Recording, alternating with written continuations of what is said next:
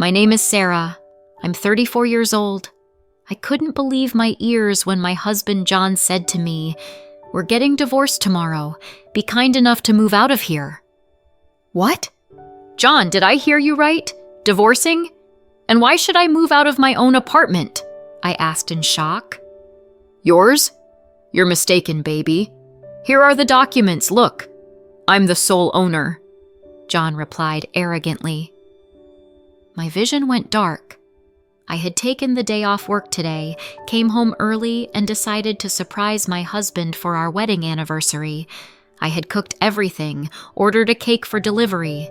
Guests were supposed to arrive in an hour, but it turns out I was the one who got a surprise, and not a pleasant one at that. Wait, I don't understand anything. Is this a joke? I asked, confused. No, it's not a joke. I've made a decision. John looked down at me and clearly felt superior. What decision? I still couldn't grasp what he was talking about. I'll repeat it one more time. Pack your things. You shouldn't be here by morning. We'll meet in court on Monday at 12 Untic. I hope you won't make a scene. I was standing in the kitchen with a mixer in my hands. I had just been whipping cream for dessert. The remnants of my good mood and anticipation of spending time with friends were melting away like cotton candy in water. John, what divorce? Is this a joke? It's our anniversary today. Friends will be here soon. John frowned, but then cheered up. Excellent. We'll show them that we're parting on good terms. But this doesn't cancel the divorce. Don't forget, you shouldn't be here in the morning. An hour later, the apartment where we had happily lived with John for almost 10 years was filled with the voices of friends. Warm words, bouquets, gifts. I accepted it all with gratitude, and John asked to save the congratulations for the dinner table. And when everyone was seated, he gave the first toast. I want to thank my wife Sarah for 10 wonderful years of marriage. You know how much we've been through together, how difficult it's been at times. We both had ups and downs, but we always knew we had each other. I hope everything works out well for you. The guests were silent in surprise. Our couple was indeed considered ideal, so friends were shocked by the news no less than I was just an hour and a half ago. Soon I excused myself and, citing a headache, went to the bedroom and closed the door. So what things do I need to pack? Clothes for the first time, photographs, laptop, cat carrier. What else? Dishes, furniture, blanket? No, that's nonsense. You can't cut the blanket and mattress in half or saw the wardrobe or TV in two. From the hallway came the voice of Mike, one of John's and my friends. Well, John, you're something else. It's the first time I'm attending an anti-wedding party, and how did Sarah agree to hold it? Well, she's an amazing woman, John replied with undisguised self-satisfaction. I wish I had someone like her. My ex was always nagging. Either she didn't have enough money or attention. Mike sighed. So, why don't you marry Sarah? She's almost free now. And you're divorced too.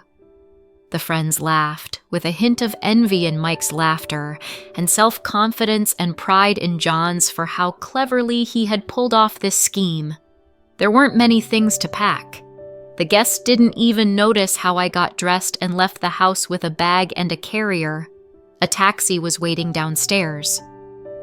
Half an hour later, I was sitting in my mom's kitchen crying. Sarah, honey, what happened? Mom had last seen me this unhappy 25 years ago when my father passed away. Mom, everything was a mistake. He proposed a divorce, said the apartment was his, and that I should get out of there. Who? John. Mom said this and immediately covered her mouth with her hand. Her beloved son-in-law couldn't have done this. Yes. I don't know why. And what did you do? I packed my things and left. Mom shook her head. I sat down in my favorite chair. Shocked by the sudden move, the cat immediately climbed onto my lap and fearfully pressed against me. I stroked the pet's soft fur and remembered the brightest events of my life. Even in school, I started working, finding jobs where they paid immediately, handing out flyers, conducting surveys, weeding gardens for neighbors at the dacha in summer. Linda couldn't stop admiring her helpful daughter. I put part of my earnings in a piggy bank and gave part to my mom. These funds, unknown to me, my mother also saved so that I could buy an apartment later.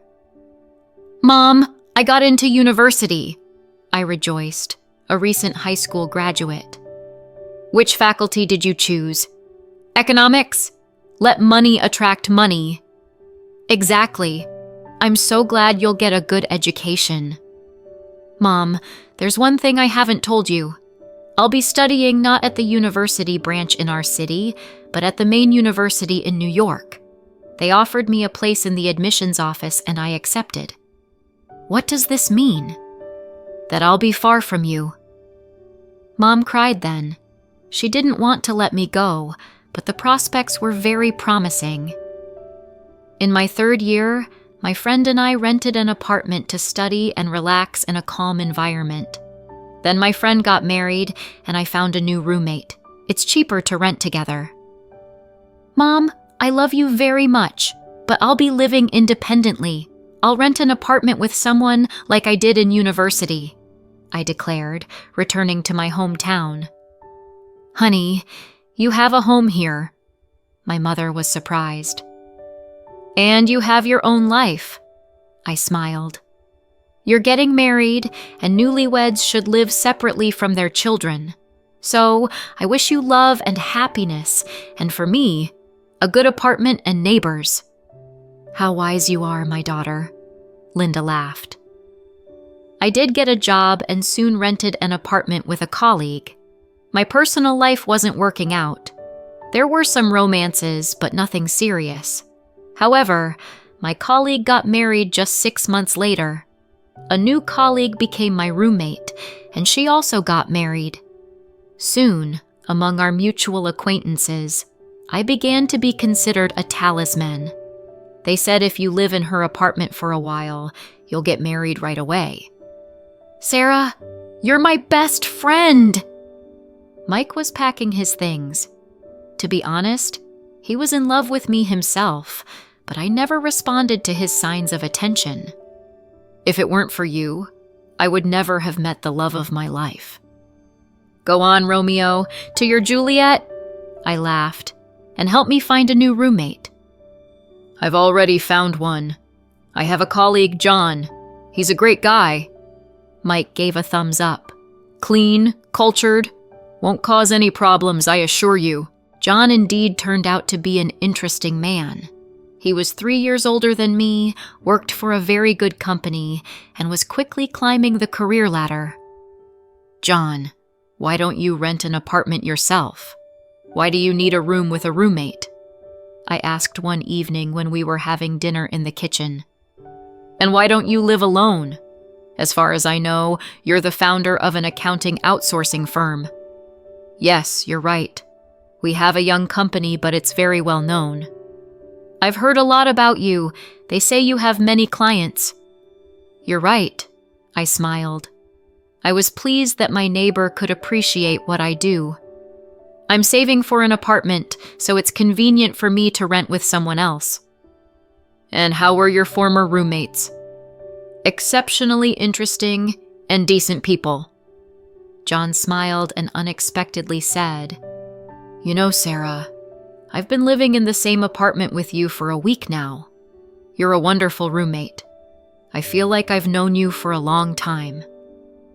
A couple of months later, I realized I had fallen in love with my new neighbor. This had never happened to me before. I liked everything about John.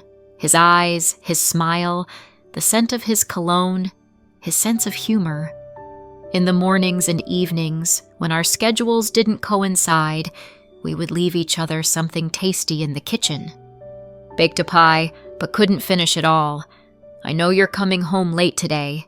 Have dinner. Such notes and pies carefully covered with a towel were often left by John. This is your breakfast. A pancake with cottage cheese and a piece of fish. Let me know if you liked it. I would respond in kind when I left for work earlier than John. Sarah, I think I've fallen in love, John once declared. For the first time, I nearly cried when I heard these words from John. I had sincerely rejoiced for other roommates when they found their other halves, but this time, I was in love myself. I see, I replied, lowering my eyes so John wouldn't see the tears welling up. Then I'll start looking for a new roommate tomorrow. Silly, I'm in love with you, John unexpectedly said, and touched my hand for the first time. This touch felt like an electric shock.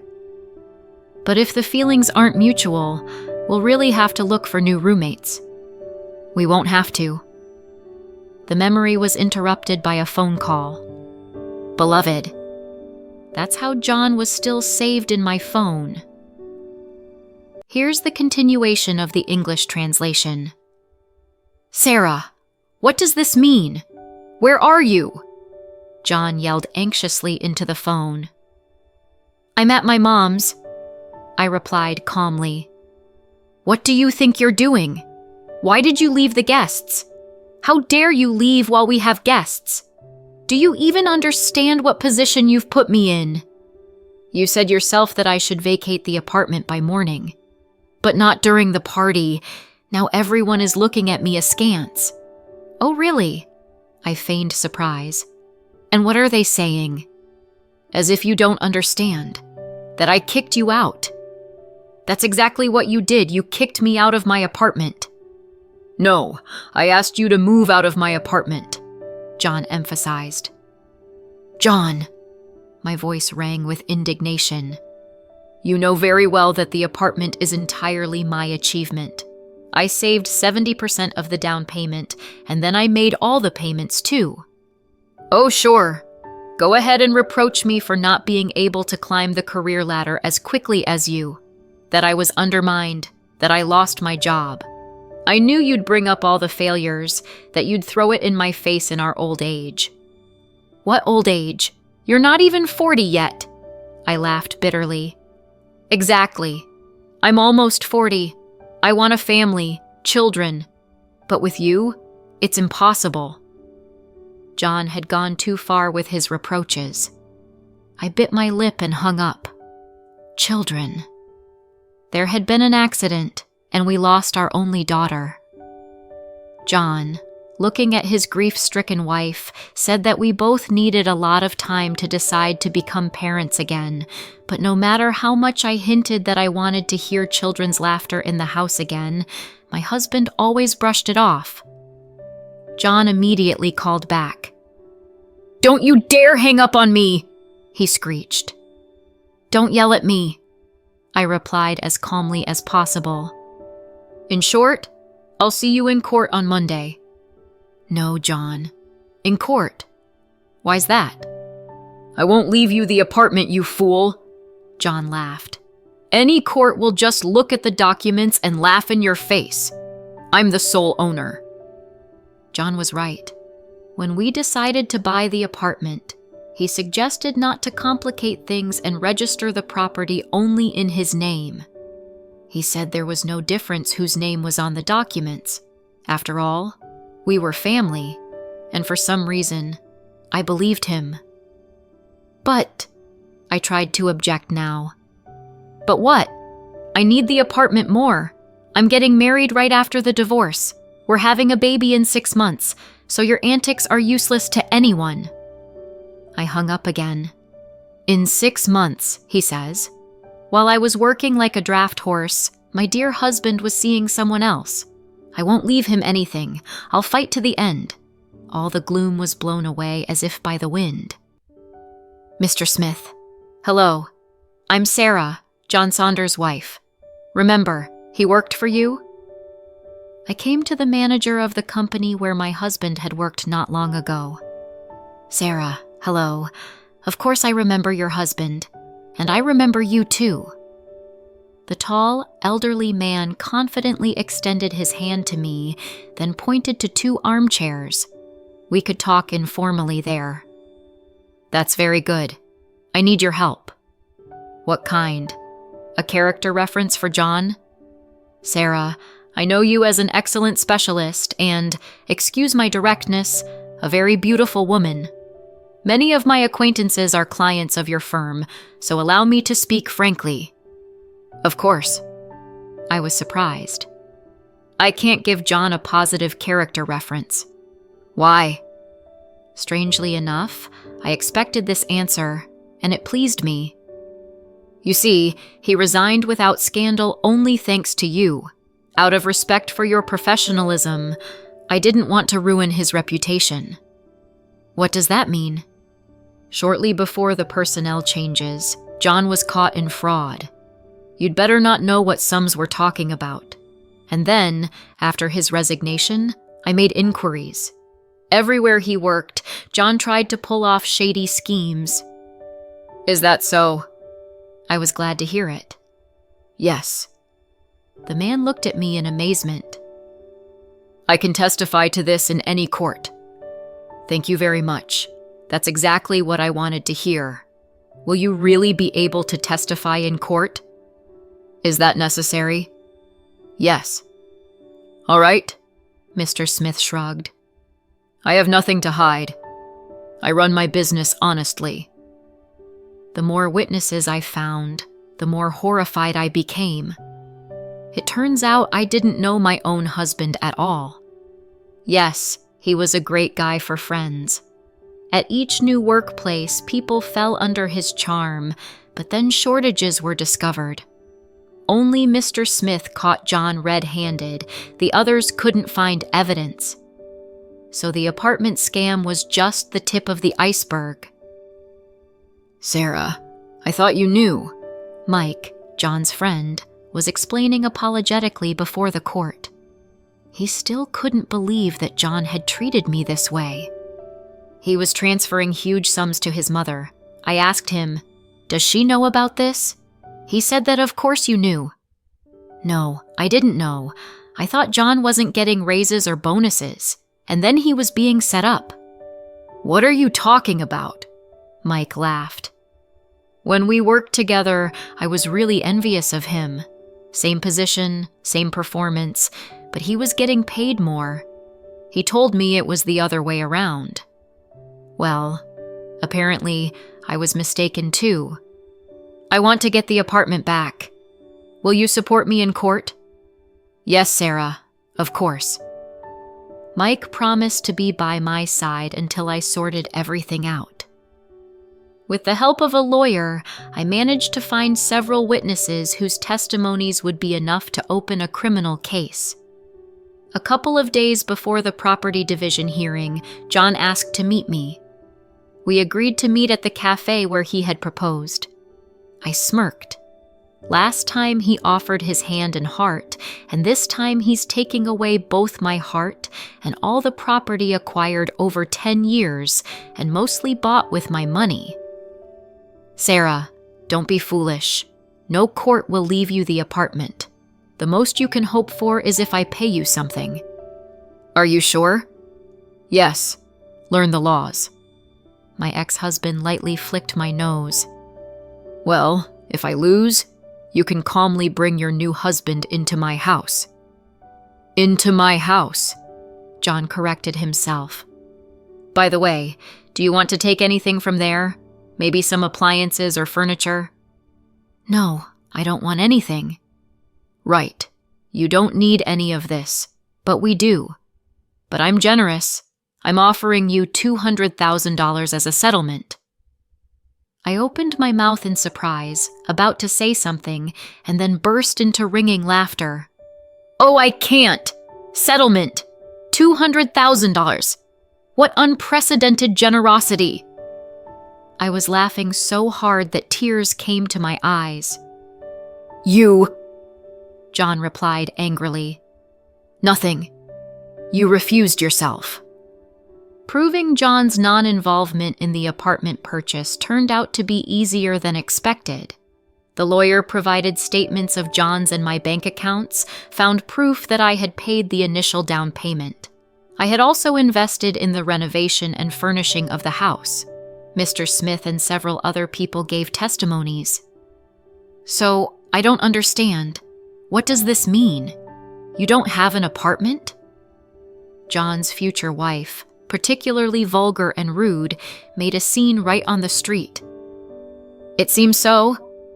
John stood pale and still, couldn't believe the court's decision. And where are we going to live? The girl's voice had not just irony, but harsh sarcasm. How about at your place? John suggested quietly. No way. I won't let you set foot in my place. Or you'll claim it's your apartment and kick us out with the child. So, we'll rent for the first time. Yes, you will rent. I'll live at my place. John's would-be wife turned around and strutted away. John, first of all, a DNA test will show whose child it is. Secondly, at least 10 people heard your confession today that you're going to marry me and that we're having a baby. At this moment, John saw me. I was walking with Mike. Ex-wife and ex-friend, traitors! How dare you act like this? How dare you claim the apartment? You're a liar and a traitor. Wait, weren't you the one who cheated on me? Weren't you the one who kicked me out of the house? You left on your own! Yes, after you told me to be gone by tomorrow. Maybe I was wrong. John lowered his eyes, as if apologizing. Not maybe. Definitely. Really? How dare you? Who? I didn't listen to the stream of insults any further. Mike and I calmly got into a taxi and drove away, and John was left standing in the middle of the street, alone. I returned to my apartment in the evening after work. In the hallway, a thoughtfully left lamp was burning. At the doorstep, the cat was frowning discontentedly. She had to wake up to meet her owner. While I was feeding the cat and fussing with dinner, the door opened and a gentle male voice asked, Are you home already, my dear? Yes, love. Change quickly. Wash your hands. I'll heat up dinner. How lucky I am to have you.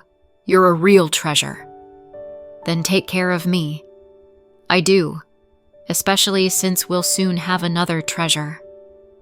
Mike gently hugged me and put his hand on my rounded belly. Is it kicking? Of course. He knows how everyone is waiting for him and loves him. Happiness is when you can trust your loved one and know that they will never betray you.